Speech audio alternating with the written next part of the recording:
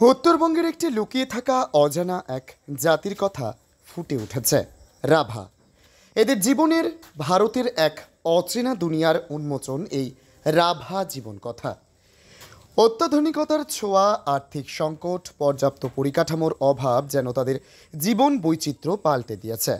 নিজস্ব পোশাক পরিধান থেকে শুরু করে নিজস্ব ভাষা আজ তাদের কাছে যেন ঐতিহ্য বহন করার লড়াই।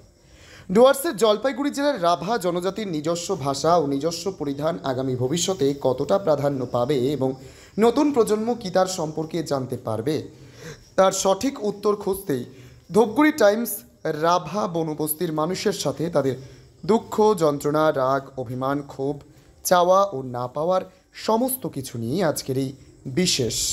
রাভা জনজাতিদের মধ্যে রাভা ভাষায় একটা কথার খুব প্রচলন আছে, টাঙি রামি কাপচা বিয়ৌগা সাইনা পচা, অর্থাৎ প্রচলিত অর্থে যে যুবতী কাপড় বুনতে পারে না তাকে বিয়ের জন্য কেউ পছন্দ করে না। ডুয়ার্সে অবস্থিত রাভা জনজাতির মানুষ ইতিমধ্যেই তাঁত বোনা অর্থাৎ নিজস্ব পরিধান বানানো বন্ধই করে দিয়েছে। জলপাইগুড়ি জেলার ধূপগুড়ি ও বানারহাট ব্লকের অন্তর্গত গোসাইহাট বনবস্তি, খুকলুং বনবস্তি, মেলাবস্তি, মঙ্গলকাটা, চানাঢিপা এই সমস্ত এলাকার রাভা জনগোষ্ঠীর মানুষেরা এখন বাংলা ভাষায় কথা বলেন। পরিধানেও দেখা যাচ্ছে আধুনিকতার একটা ছোঁয়া। বাস্তবে নয়, তবে এই গ্রামে এলে বিভিন্ন স্কুল কিংবা বসতবাড়ি দেয়ালে রয়েছে তাদের ভাষা সংস্কৃতির ছবি। স্থানীয় বাসিন্দা ও এলাকার উপপ্রধানের দাবি, স্কুল কলেজ কোথাও তাদের ভাষায় পঠন পাঠন হয় না। বাধ্য হয়ে বাংলা, হিন্দি কিংবা ইংলিশ ভাষা তাদের অবলম্বন করতে হয়। সরকারি সুযোগ সুবিধা থেকে শুরু করে স্কুল কলেজে তাদের নিজস্ব ভাষাকে কার্যকর করার আবেদন জানিয়েছেন তারা। বলছি, কি নাম তোমার? আমার নাম স্নেহা রাভা। তো বলছিলাম, অনেক ক্ষেত্রে শোনা যাচ্ছে যে আপনাদের রাভা জনজাতির যে ড্রেস এবং ভাষা প্রায় বিলুপ্তির পথে, কি বলবে? আমরা চাই যে আরও মানুষগুলো জানুক আমাদের এই ড্রেসগুলো নিয়ে। আমরাও যাতে চাই যে আরও পরের প্রজন্মে যাতে অবলুপ্তি না ঘটে এই ড্রেসটা নিয়ে। বলছি, এই যে ড্রেসটা পরে আছো, এটা কি সবসময় পরা হয়? না, কোনো অনুষ্ঠান বা এমনি সবসময় পরি না। তো বলছি যে এটা তো রাভা জনজাতির একটা কালচার, তাহলে এটা সবসময় কেন পরা হয় না? এটা কি বাজারে পাওয়া যায় না? না, বাজারে পাওয়া যায় না।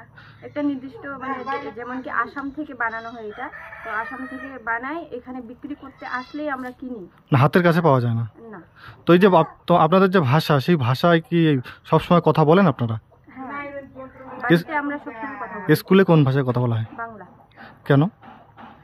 বাংলা মিডিয়াম স্কুল, তাই। কি চাচ্ছ সরকারের কাছে? যদি আপনাদের ভাষায় যদি স্কুল হতো তাহলে কতটা সুবিধা হতো?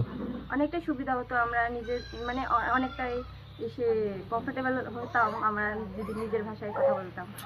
এই যে আপনাদের যে এই ড্রেস এবং যে ভাষা, তো ভবিষ্যৎ প্রজন্ম, এখনকার যে প্রজন্ম অনেকেই কিন্তু এই ড্রেস সম্বন্ধে বা ভাষা সম্বন্ধে অনেকেই বোঝেন না বা পুরোপুরি বলতে পারে না, তাহলে ভবিষ্যৎ প্রজন্ম কীভাবে বলবে?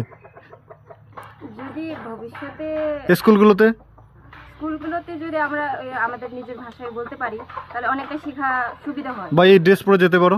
হ্যাঁ, যদি আমরা এই ড্রেস পরে যেতে পারি এটাও অনেক সুবিধা হয়। সরকার থেকে যদি আমরা কিছু অনুমতি পাই। তোমার নাম? আমার নাম স্নেহা রাভা।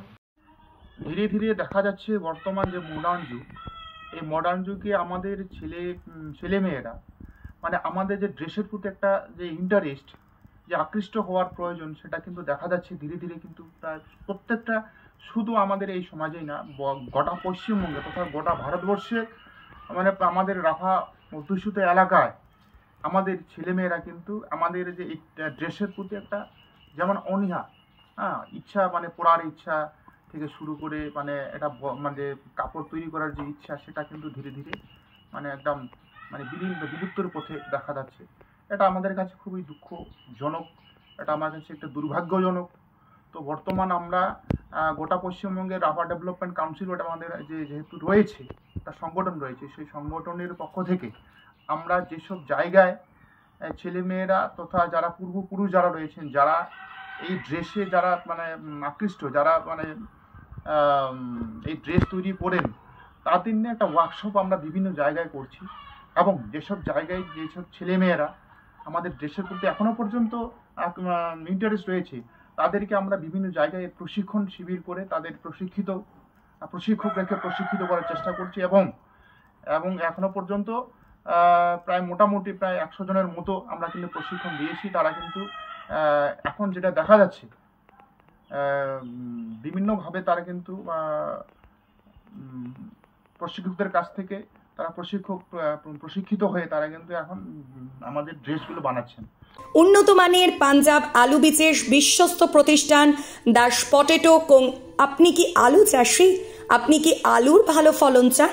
তাহলে উন্নত মানের পাঞ্জাব আলুর বীজ কিনতে হলে আসতে হবে দাস পটেটো কোং। সেই বিশ্বস্ত আলুর দোকানটি রয়েছে ধূপগুড়ি সুপার মার্কেটে।